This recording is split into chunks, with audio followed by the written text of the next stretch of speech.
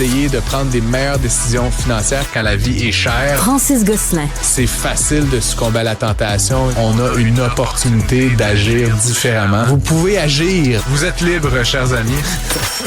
Salut Francis. Bonjour Alex. Alors Michel Junot-Katsuya qui fait une sortie en règle et réplique à l'AMF. Oui, effectivement. Tu sais, on a couvert un peu cette affaire là, en début de semaine sous la plume de Jean-François Cloutier là, qui nous disait que M. Junot Katsuya et son associé Pierre G. Filion là, avaient été appelés devant un tribunal là, le 23 septembre prochain. En fait, on leur reproche d'avoir leurré là, certains investisseurs, dévoilé certaines informations qui étaient, bon, peut-être pas tout à fait exactes. On en a parlé longuement, puis c'est intéressant parce que là, Michel Junot Katsuya, lui, ne se laisse pas abattre là, par cette couverture médiatique négative, ni par cette poursuite de l'AMF. Et au contraire, là, il attaque carrément l'AMF.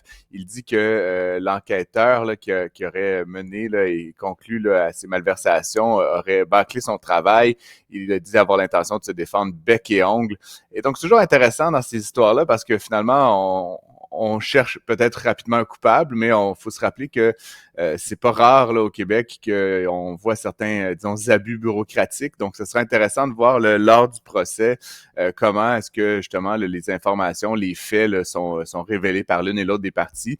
Il y a comme une partie de moi qui a envie de prendre aussi pour David là, dans cette affaire là, contre le Goliath de l'AMF. Mais encore une fois, on n'a pas toutes les informations en main, malheureusement. Est-ce que certaines omissions ont été commises par les prévenus, c'est pas exclu. De là, évidemment, à en faire là, une affaire quasiment d'État, là, il y a peut-être une marge. Là.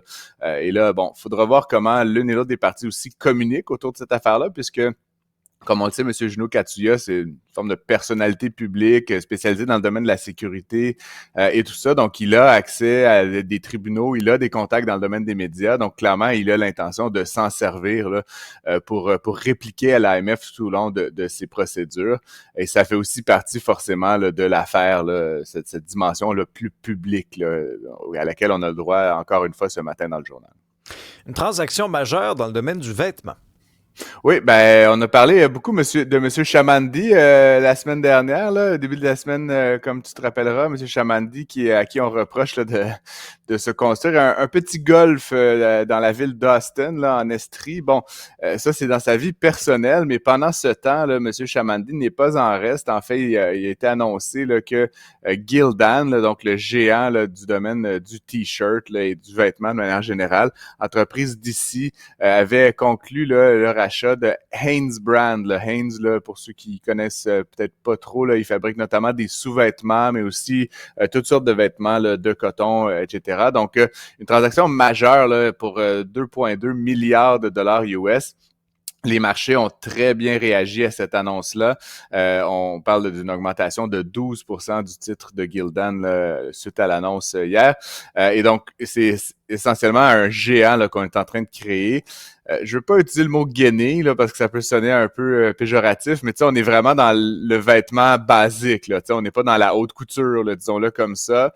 Ce sont des vêtements souvent qui sont utilisés par d'autres là pour mettre des imprimés, des appliques, etc. Donc c'est un peu la matière première, si tu veux, là, de l'univers du vêtement. Et donc, en consolidant leurs activités comme ça, les deux entreprises espèrent pouvoir faire des économies là, d'à peu près 200 millions de dollars par année là, en matière de ce qu'on appelle de synergie. Donc, ça va créer un véritable géant. Puis, encore une fois, une très bonne nouvelle pour les actionnaires là, de Gildan qui est coté en bourse. C'est drôle parce qu'évidemment, bon, M. Chamandi, qui est le PDG de l'entreprise et qui en détient certaines actions, là, on rappellera qu'on lui assène des pénalités de 500 dollars par jour là, pour son histoire de golf. Là. Juste pour mettre en perspective là, une transaction de 2,2 milliards de dollars, quand l'action bondit de 12%, ça donne un petit peu plus que 500 dollars par jour, là, juste pour mettre les choses en perspective. Donc, on voit qu'on est comme dans un autre registre de réflexion. Là. Je suis pas sûr que son histoire de golf l'empêche de dormir la nuit, Alex. Non, mais ça fait partie du problème aussi. C'est tellement vrai ce que tu dis. Lorsque vient le temps, par exemple, pour les municipalités ou d'essayer d'imposer des pénalités à ces ultra-riches-là qui, parfois, je ne veux pas généraliser, mais parfois, à certains endroits, disent, regarde, moi, ça, c'est à moi, j'ai payé des millions pour ça, je vais faire ce que je veux. Tu sais, l'environnement, je vais faire ce que j'ai à faire, puis je vais l'encaisser, la pénalité, après. Oui, effectivement. C'est particulier, évidemment, Alex, parce que là, au final, on pourrait se réjouir de ça. On parle quand même d'une société d'ici, le siège social à Montréal, une Ah, grande certainement. société qui fait une belle acquisition. Puis au final, ben, c'est intéressant, ce qu'on va retenir de cette semaine, c'est oui, une transaction majeure, oui, une certaine fierté. Puis encore une fois, on a toute raison d'être fiers là, de nos fleurons, de nos entreprises.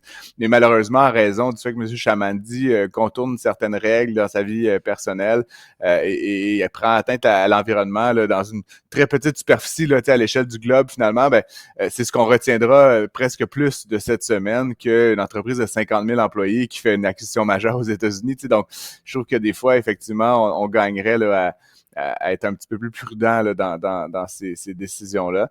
Bref, tout ça pour dire, on va créer ces prochains jours là, via cette transaction-là un véritable géant là, dans le domaine du vêtement, basé à Montréal. Et donc, ça, c'est ce qu'on doit retenir. C'est une excellente nouvelle là, pour l'économie québécoise. Oui, tout à fait. Merci beaucoup, Francis. On t'écoute dès 15 heures. À demain.